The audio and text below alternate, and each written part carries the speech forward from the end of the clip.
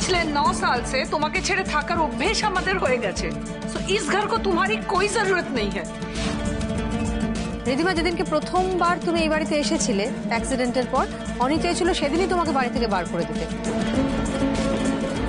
In fact আমরা সবাই মিলে অনিকে আটকেছিলাম মনুষ্যত্বের খাতিরে, যেটা তোমার মধ্যে আমরা এতটুকুও দেখতে পাইনি। আর একটা কথা আমি বলতে চাইছি, সেই মনুষ্যত্ববোধ, সেই মানবিকতা আজ আমাদের মধ্যেও নেই। আর দেখো, তুমি এখন সুস্থ হয়ে গেছো, হ্যাঁ, তোমার স্মৃতি ফিরে এসেছে, তাহলে তুমি এখানে থাকবে কেন? ডাক্তারবাবু যখন বলেছিলেন তখন আমরা চেষ্টা করেছিলাম তোমাকে যত্নে রাখার, তোমাকে ভালো রাখার, কিন্তু এখন আর কোনো কিছু করা আমাদের পক্ষে পসিবল হচ্ছে না। সরি। সবটা এভাবে গন্ডগোল কি করে হতে পারে? আরোহীর বিয়ে হয়ে গেছে, এবার তো আমি ভেবেছিলাম এই নাটকটা করলেই আমি বাড়িতে টিকে যাব, আরও কেউ আরোহীর সাথে যেতে দিতে হবে না, এই বাড়ির সম্পত্তি সব ছোট ঠাম্মির শর্ত পালন করে পেয়ে যাব। কিন্তু বাজি পাল্টে গেল কখন? কিলো করছে রে, এই মহিলাকেই তো এরা সবাই দূর দূর করে দাঁড়িয়ে দিচ্ছে। তার মানে এবার থেকে টাকা পয়সা আদায় করার কোনো চান্স নেই আর। কেন তোমরা আমার সঙ্গে এরকম কেন করছো? কেন মামনি? মামনি তুমি একটু প্লিজ অনেকে বোঝাও। মামনি প্লিজ অনেকে বোঝাও। I'm trying. আমি আজকে আর কারো কোনো কথাই শুনবো না। যা ডিসিশন নেওয়ার ছিল আমি অলরেডি নিয়ে নিয়েছি, আর আমার ডিসিশন বদলাবে না। অনিপ, এটা ও যখন মামনি প্লিজ, আজকে আমি কারো কাছ থেকে কোনো পরামর্শ চাই না। এই বাড়িতে আজই তোমার শেষ দিন রিধিমা। জিনিসপত্র যা যা তোমার আছে প্যাক করে নাও, বাড়ি থেকে বেরিয়ে যাওয়ার সময় এসছে। মামনি তুমি ওকে বলে দাও ডিভোর্স পেপার আমি রেডি করে রেখেছি, সেটা সাইন করে দিয়ে এই বাড়ি ছেড়ে চিরকালের মতন চলে যেতে। আর আজকের পর থেকে আরু বা আমার বাড়ির কারোর সাথে ওর কোনো রকম কোনো সম্পর্ক নেই। না বাবাই, মামুনি এই বাড়িতেই থাকবে।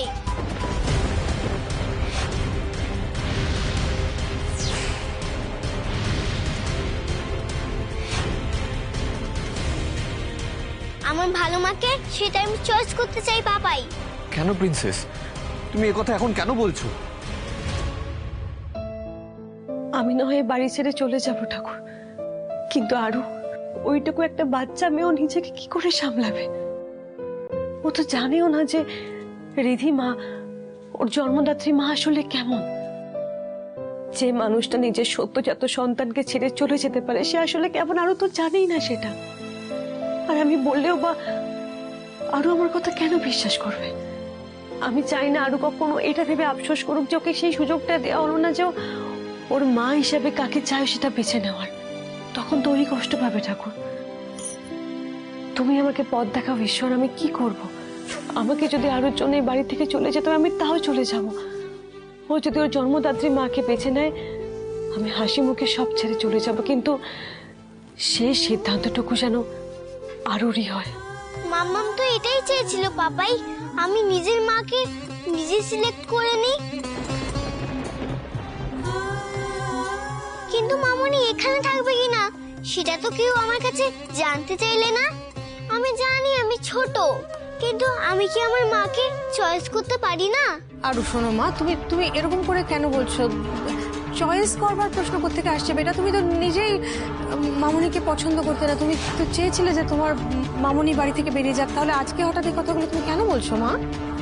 আরু, তোমার তো কোনোদিন তোমার মামনিকে তেমন পছন্দ হয়নি। কাকাই, ভুলে যেও না ও আমার সন্তান।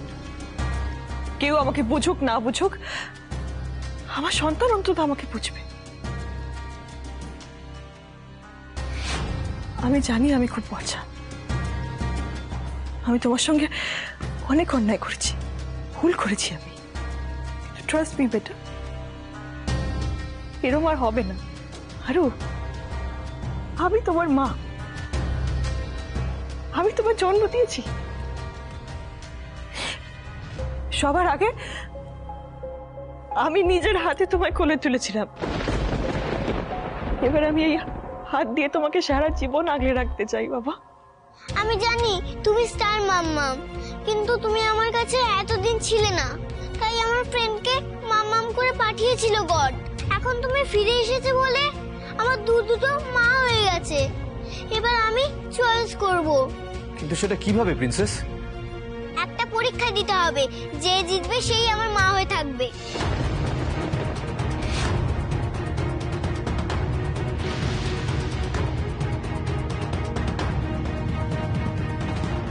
পরীক্ষা মানে?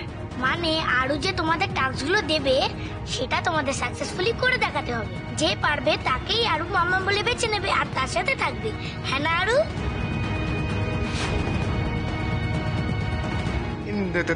দাঁড়ো দাঁড়ো দাঁড়ো দাঁড়ো, এসব হবে না। আমি আমার বউকে নিয়ে আজকে হারিয়ে যাবো। আমার বউ এসব গেম টেম খেলবে না। বাদ সব বাদ।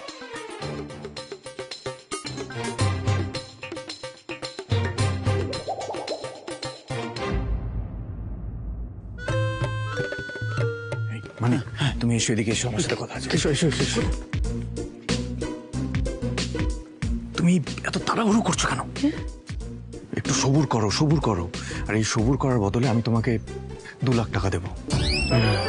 হ্যাঁ, তুমি টাকাটা নিয়ে আপাতত বাড়ি চলে যাও। তারপর পরে অষ্টমঙ্গলার নাম করে বরঞ্চ আরুইকে একবার বাড়িতে নিয়ে যেও। আর দেখো মানিক, তুমি খুব ভালো করে জানো যে আমি আমার মেয়েকে কতটা ভালোবাসি। আমার মেয়ের জন্য আমি সব করতে পারি মানিক।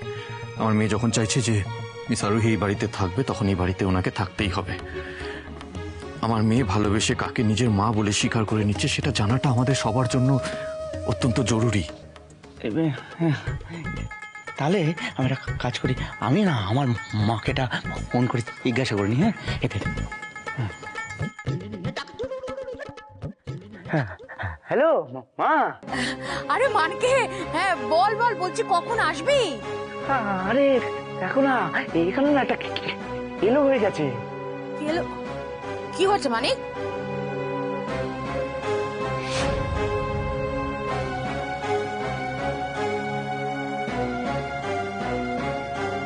আরে মানিক, বিয়েটা তো হয়ে গেছে, আর তো কোনো গন্ডগোলের কিছু নেই না। বুঝছিস না, লক্ষ্মী নিজে যখন তোর ঘরে আসতে চাইছে মানিক, তাকে কি কখনো ফিরিয়ে দেয়? তাকে নিয়ে নে।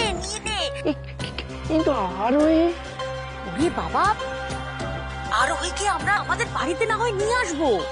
আর আরো যদি তখন চায় আরোহীর সঙ্গে থাকতে, তাহলে সেই সুযোগে আমরা অনিদের কাছ থেকে আরো কিছু টাকা আদায় করবো।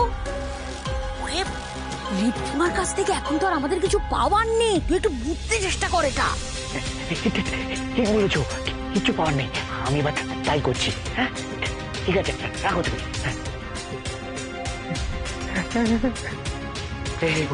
বলছিলাম কি, আপনারা না ঠিকই বলেছেন।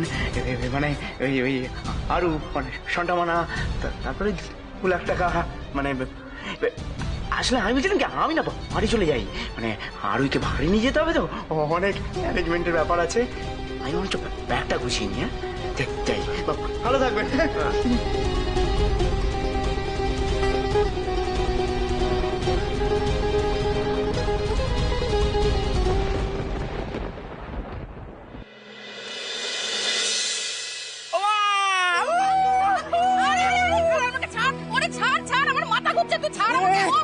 মাথা তো আমার ঘুরে গেছিল মা, ওই বাড়ি দেখে, ওই বাড়িতে থেকে। মা, এত তাড়াতাড়ি যে আমার স্বপ্ন পূরণ হয়ে যাবে আমি ভাবতেই পারিনি। এত সহজে যে আমার আরুর সাথে বিয়ে হয়ে যাবে। মা, বিয়ে, ফুলসজ্জা সবাই করে 6 স্টার মেরে দিয়ে এসছি।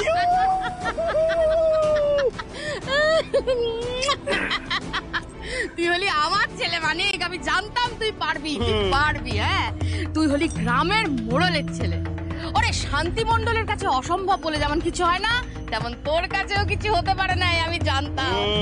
মানিক, ছোট্টবেলা থেকে তুই যে জিনিসের উপর হাত রেখেছিস সেটাই তোর হয়েছে। হ্যাঁ, তাহলে আজকে ওই আরোহী তোর হবে না, এটা কেমন করে হয়? মানে নিশ্চয়ই হবে, আমি জানতাম হবে।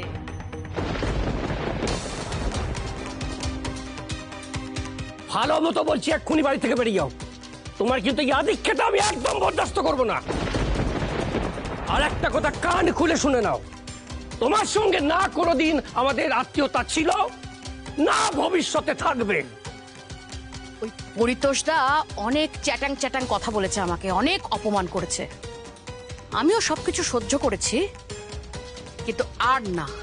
মানিক, তুই তো সাকরেদদের খবর দে, কাল কালকেই আমি ব্যান্ড পার্টি বাজাতে বাজাতে পরিতোষদার বাড়িতে গিয়ে পরিতোষদাকে নিজে খবরটা দেব। পরিতোষদা, আমার বেয়াই হওয়ার মিষ্টিটা যে এবার তোমাকে খেতেই হবে পরিতোষদা।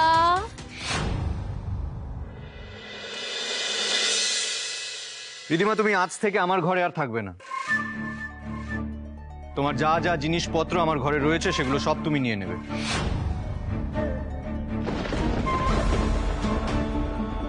তোমার কিছু মনে ছিল না বলে, আর তার সাথে সাথে ডাক্তারও আমাদেরকে বলেছিল যাতে আমরা এমন কিছু না করি, এমন কিছু না বলি যাতে তুমি হার্ট হও। সেই কারণে আমি তোমার সাথে আমার রুম শেয়ার করতে রাজি হয়েছিলাম। কিন্তু এখন যখন তোমার সবকিছু মনে পড়ে গেছে, তোমার সাথে এক ঘরে থাকার কোনো মানেই হয় না। হনি, তুমি আমার সঙ্গে আজকে যেভাবে বিহেভ করছো সেটাকে আমি ডিজার্ভ করি হনি? নিজের মন থেকে তো বটিয়ে এই বাড়ি থেকে আমাকে বের করে দিচ্ছ। কোথায় থাকবো? That's not my business. তোমাকে এই বাড়িতে থাকতে দিচ্ছে আমার মেয়ের কথা ভেবে, ওর কথা শুনে। তুমি কোথায় থাকবে এটা আমার হেডেক নয়। আরে রিদিমা ভাবির জন্য একটা ভালো জায়গা আছে। আরোহী দিদি যদি আরুর সঙ্গে আরুর ঘরে থাকে, তাহলে রিদিমা ভাবি আরোহী দিদির ঘরে থাকবে। হনি, আমি সার্ভিস কোয়ার্টারে থাকবো? থাকতে পারবে না কেন? মিস চক্রবর্তী আমাদের জন্য এত কিছু করেছে, আমার মেয়েকে মায়ের স্নেহ দিয়ে আগলে রেখেছে। সে যদি তুমি এই বাড়িতে ফিরে আসার পর সার্ভেন্ট কোয়ার্টারে থাকতে পারে, তাহলে তুমি পারবে না কেন? যদি এই বাড়িতে থাকতে হয় তাহলে তোমাকে সার্ভেন্ট কোয়ার্টারে থাকতে হবে, এছাড়া এই বাড়িতে আর কোনো জায়গা নেই তোমার। জানো মামুনি, তুমি যখন আমার কাছে ছিলে না, আমি রোজ মাম্মাম পাওয়ার জন্য কাঁদতাম, গডের কাছেও প্রে করতাম। তখন মাম্মা মামার ফ্রেন্ড হয়ে এসেছিল। মাম্মা মামার জন্য সব করতো, আমাকে ভালো রাখতো। তাই এবার তোমাকে প্রুফ করতে হবে তুমি সেরকম ভালো মা হতে পারবে কিনা। তোমাকে একটা কঠিন এক্সাম দিতে হবে, অনেকগুলো চ্যালেঞ্জ ফেস করতে হবে। সেই চ্যালেঞ্জ দিতে তুমি যদি প্রুফ করতে পারো তুমি মামামের চেয়েও বেশি ভালো মা, তাহলেই আমি 31 ডিসেম্বরে সবার সামনে তোমাকে মা বলে মেনে নেব।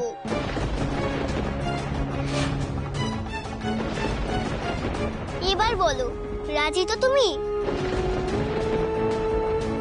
আমি রাজি। আমিও রাজি। বেশ, তাহলে কাল থেকেই শুরু হবে তোমাদের পরীক্ষা।